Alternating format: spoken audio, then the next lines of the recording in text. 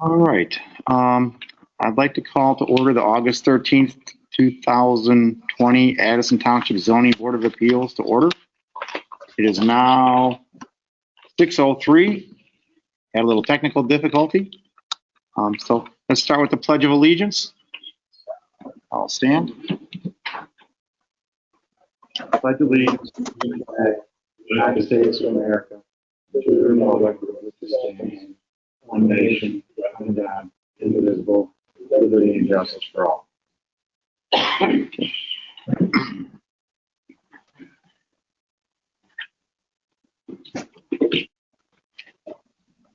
Okay, next we'll do the roll call.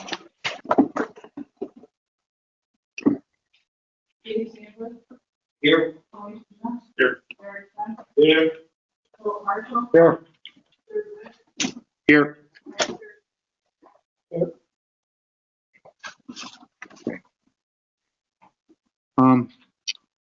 Next would be the approval of the agenda. And I'd like to have a motion to approve the agenda or amend it. I'll make a motion to approve the agenda. And before we take a vote on that, I think we have an amendment. Only the second case, is that going to be deleted, or are we going to do that procedurally during the meeting? The other case. No, that's it. Yeah, I got an email from Pauline that said it was being taken off. Okay, I'll amend the agenda, take the second case off the agenda, page 20-2, applicant Bennett property, number 1, incorporated.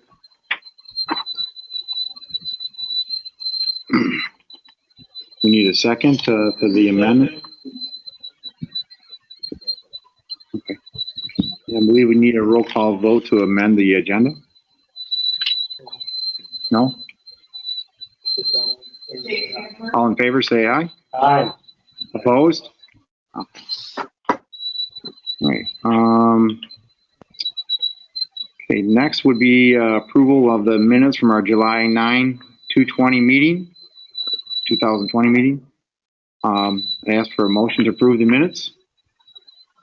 After reviewing the minutes, I find no revisions necessary. I'd like to admit it. Okay. Call for a vote. All in favor? Aye. Opposed? Hearing none, motion passes.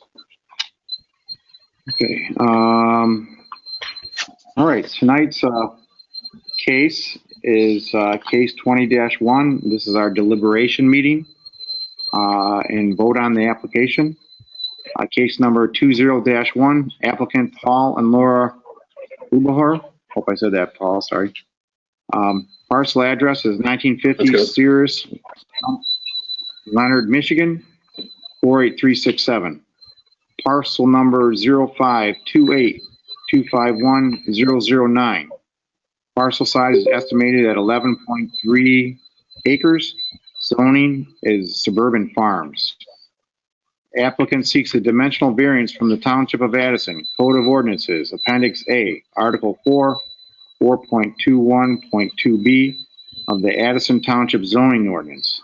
The applicant requests a dimensional variance for the placement of a 70.5 by 40 by 4 by 26 height accessory structure completely in the front yard, 4.21.2b, period.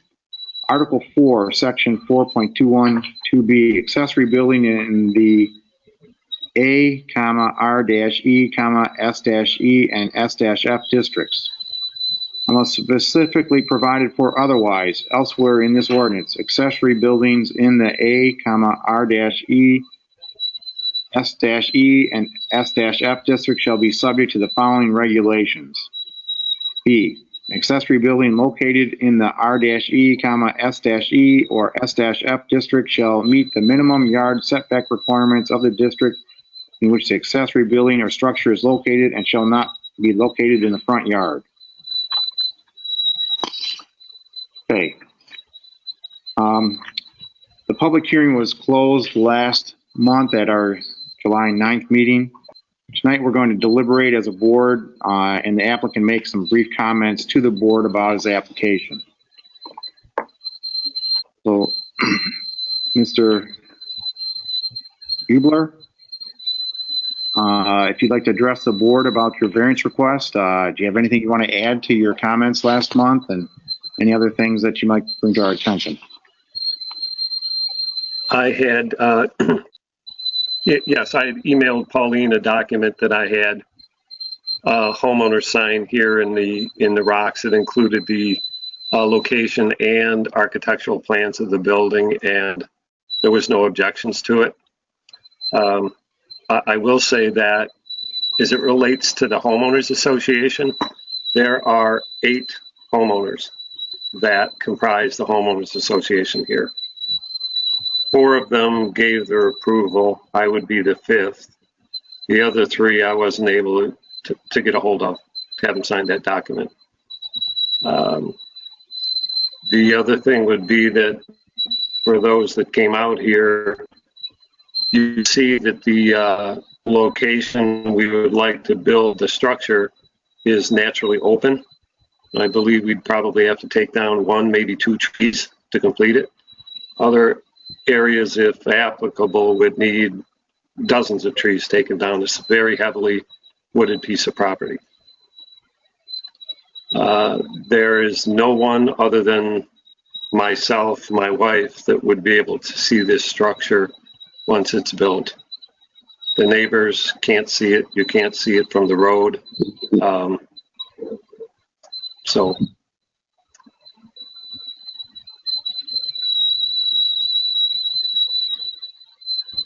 Is that all you have?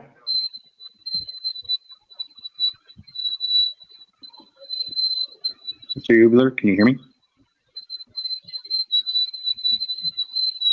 Yes. Okay, just making sure that there's nothing else you want to say. Okay.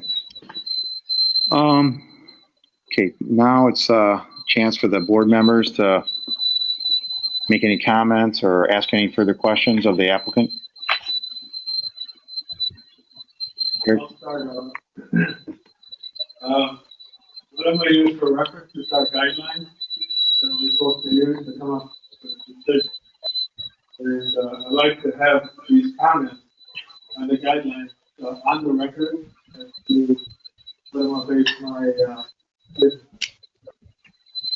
First one is about special conditions and circumstances exist that are particular to the land structure, or building involved which is not generally applicable on other lands. I think this is true in this case, being by the location of the home on this estate. At the pond, it has landfill, it has septic. It's an environmental friendly feature. That's good. The other thing we're supposed to look at is the literal interpretation of the provision. Would this deprive the applicant of something, that somebody else would employ? This is not a subdivision. This is a large piece of land. I look at that differently, and I think something, when we talk about relief, it might cross into that area. So I would say, yeah, it's not to, Excuse me for a minute. I can't make out if that's a question or a comment. I can't understand. I can't hear. Okay. Hey, hold on a second, Eric. Hold on a second. Who's speaking? Is that you, Paul? Yes. Okay. I can't hear. Can't hear what Eric's saying. Is there something problem with your feed or? No, it just sounds like he's too far away from the microphone. Yeah, we should have. Yeah. No, that's Here, we're going to move the computer so you can hear. Okay. By the way, Mark is Pauline Bennett, but I think Okay. All right. Hope you can hear me, Paul. Yes, much better. Anyways, I just mentioned that I feel that there's some special conditions on the land, which makes it different than like a subdivision location, being that it's a large acreage and a large home on it, what I would call like an estate status. Then I was getting into are there any special conditions, circumstances that are not the result of the actions of the applicant? The property is heavily wooded, which obviously you didn't put there, and you located your home where you felt you wanted it. So I think that doesn't come into the picture.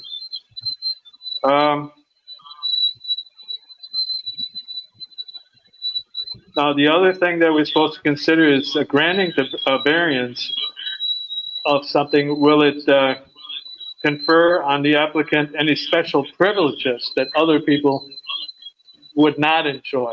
Okay, any special deal here, and I don't think that's the case here either.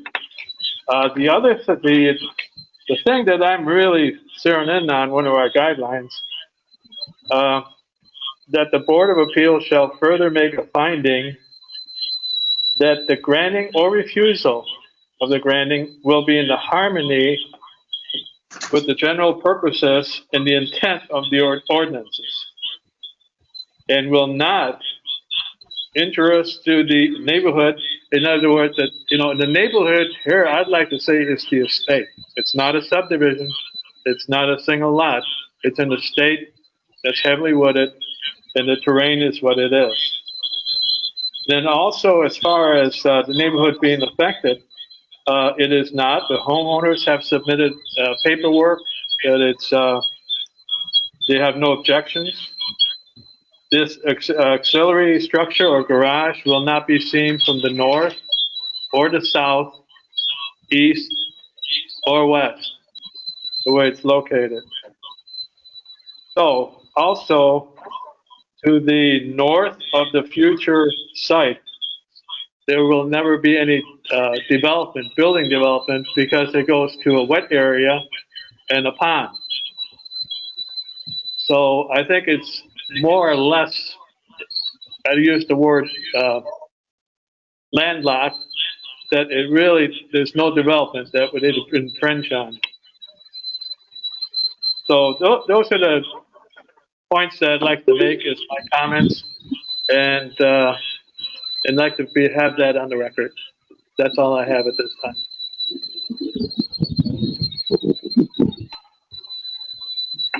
Okay.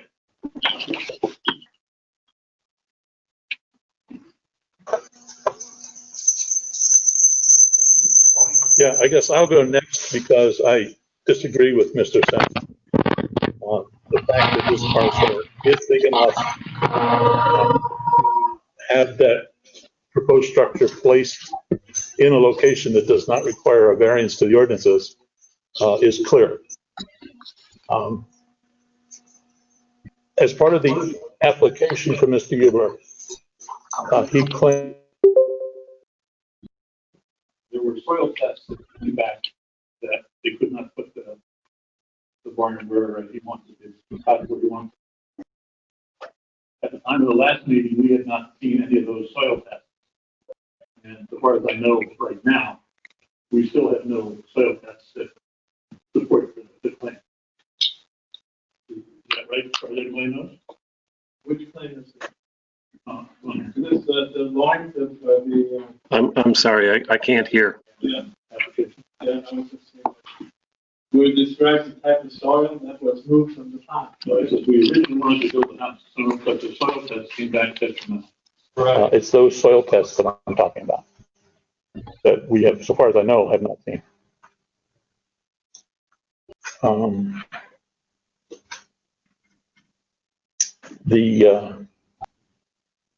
The other point that's made in this application is that, and I'm quoting, we would like to build the garage across from the pond to take advantage of the view. My impression is that a storage garage, which this building is supposed to be, really, I don't doubt that it would be nicer, but that's, in my opinion, not the case. to, waive the ordinance requirements.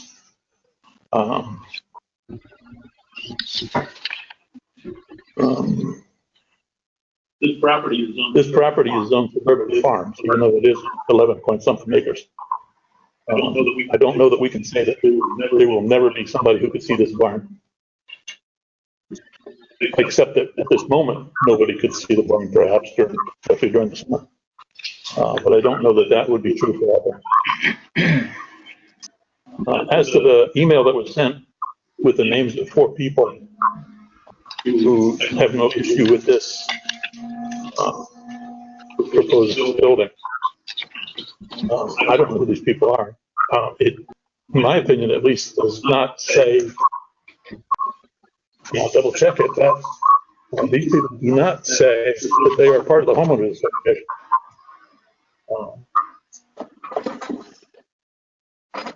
And since Mr. Hubler is the president of the homeowners association,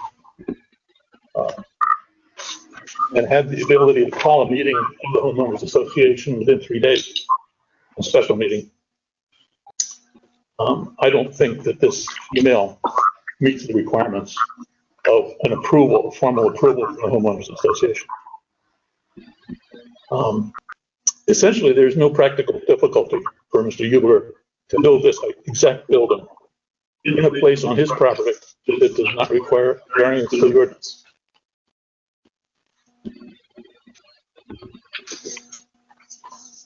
I think that's it for me for now. Jay, any comments? He's not that was. Oh, that's right. Okay. Well, I don't have any. I have a question. Listening to the applicant and two gentlemen that just spoke, I believe I heard the applicant say that the other location that could be considered, the only reason we're not going to use that is because of the vast amount of trees. Did I hear that correct? I'm sorry, I couldn't hear the question.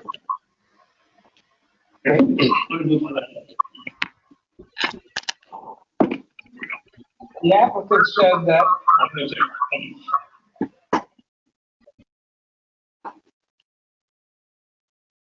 I apologize. I muted myself when I was done speaking. I just turned it back on again. Okay. Sorry. Yeah. Okay, I believe I heard the applicant say that the other location that the building could be built was not desirable to him because it would take away a lot of trees.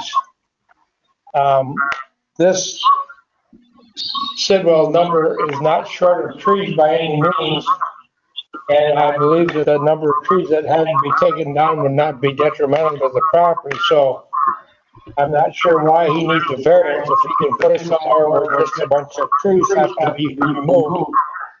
I realize that the trees would be a practical difficulty, but that's not something that the state of Michigan tells the ZBA has to consider. It's not a considerable item. Your comment.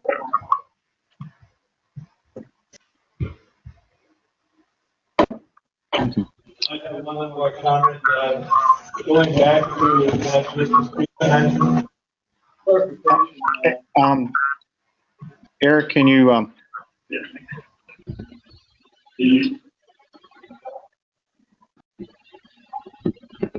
Clarification, on the, when you made the comment in the application, you talked about, the applicant saying that he wants to build this for view. We as a board cannot use, I don't think can we use this as to make the decision whether to grant a variance or not? I think it's irrelevant. I just want to establish that. Would you agree? I would agree. Okay, thank you. That's all I have. I mean, he's got a gorgeous view from his house, so. I'd agree with that. Bill?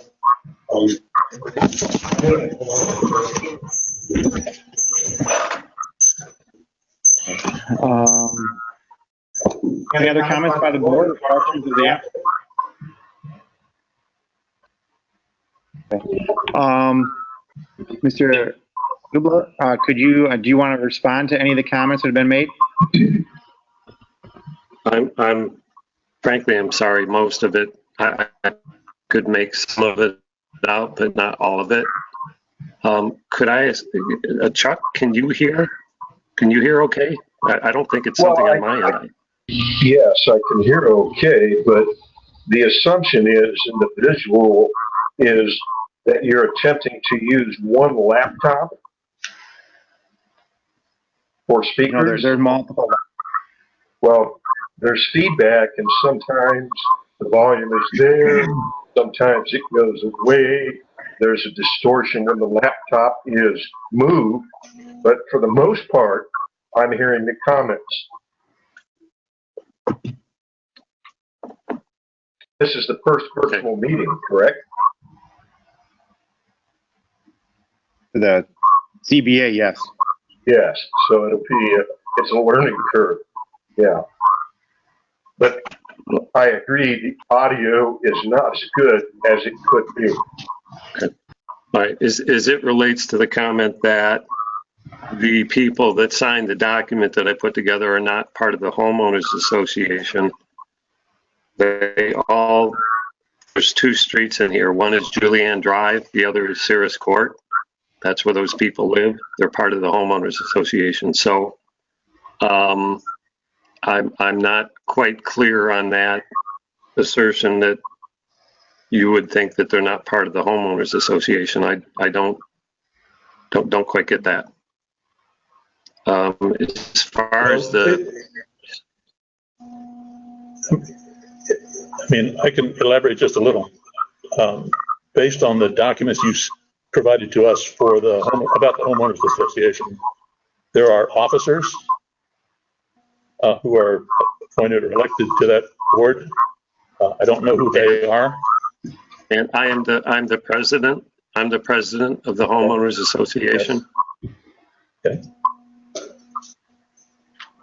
Are there any other officers?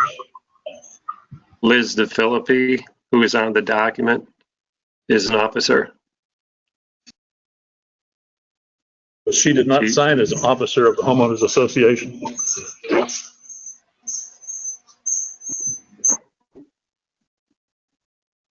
that relevant? I mean, we know that residents. How many residents are on? How many residents are on that subject? You said there were 8 people, 8 residences in the entire homeowners association? Yes. 8. Okay, so we got 1, 2, 3, 4. And the 5th one, he probably recused himself because he's the president. So, you know, Well, he's the applicant as well. yeah, so yeah, we have 4. Okay. My reason for objecting is that I could have a personal opinion about something that is different than my position sitting on a board. These people did not sign this email And I as believe, representatives of the homeowners association. and I believe Tony has requested that he bring something from the homeowners Yes. association. And we, at the last meeting, we asked if you could get something from the homeowners association saying that they had no issues with this. And at least in my opinion, we don't have that. What is this? What is this? It's 4 neighbors who say they have no objection.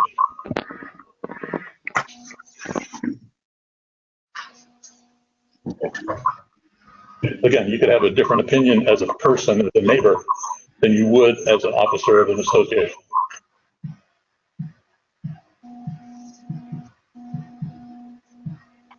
Yeah, but mute myself again. Neighbors have no clarity. Yeah, I didn't mute myself. When I met you, Mr. Ubal, at your house, I pointed out that people not having an objection to something carried very little weight with us, because any one of these neighbors 6 months from now could be different. And the new neighbors might have an objection. Whereas a neighbor who objects now, even if there's a new neighbor in 6 months, it's likely that the new neighbor would also object. So a neighbor who objects to something has a lot more weight with me. I'm not speaking for the board.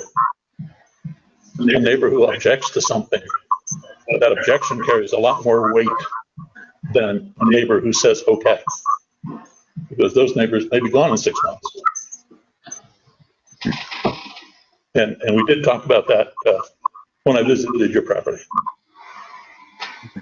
Now I really am going to mute myself. Okay.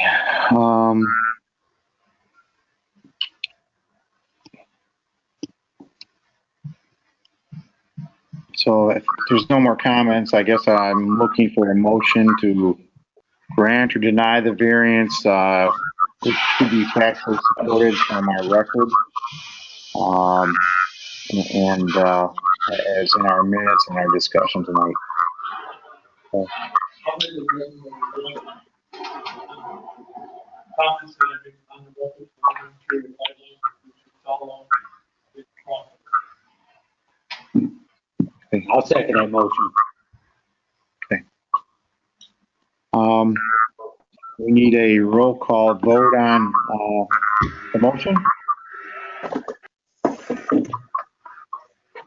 Okay. Oh, Dave, well, yes, discussion on the motion? Any discussion? Okay. The motion is to grant. So yes means yes.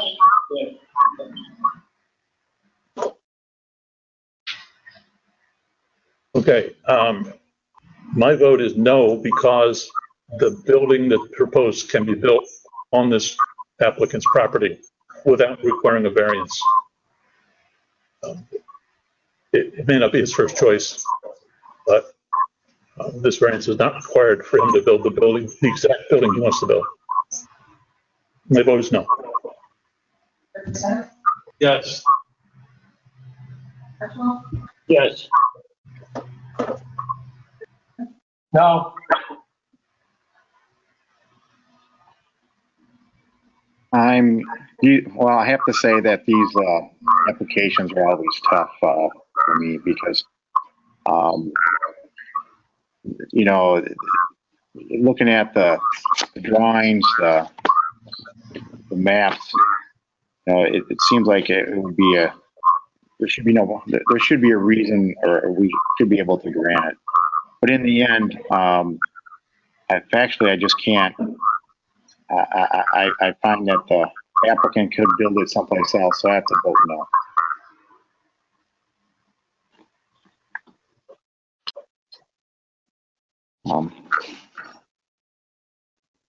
So, motion having failed, I need see if there's a motion to. Does the application fail by virtue that we've denied it? Or do we need a motion to actually deny the application? And if so, That's it. that's it? Okay. Motion, vote. Okay. All right. All right, but we're gonna have to move on now. So, other business. Any correspondence received by the board?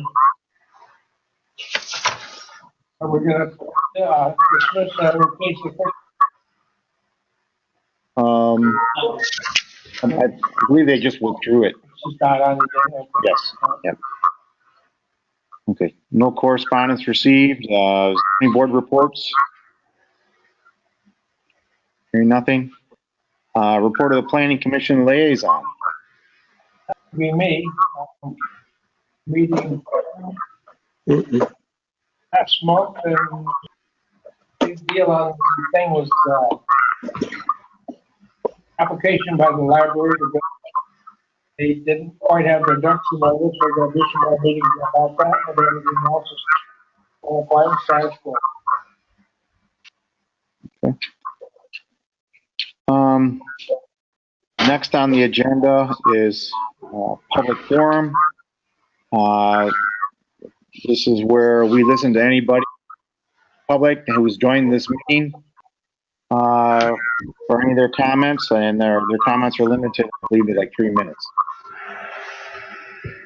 Anybody in the audience wants to come forward? Hearing none, I'd like to, this is time to adjourn, so I'd like the motion to adjourn the meeting. I'll second that. All in favor? Aye. Meeting's adjourned.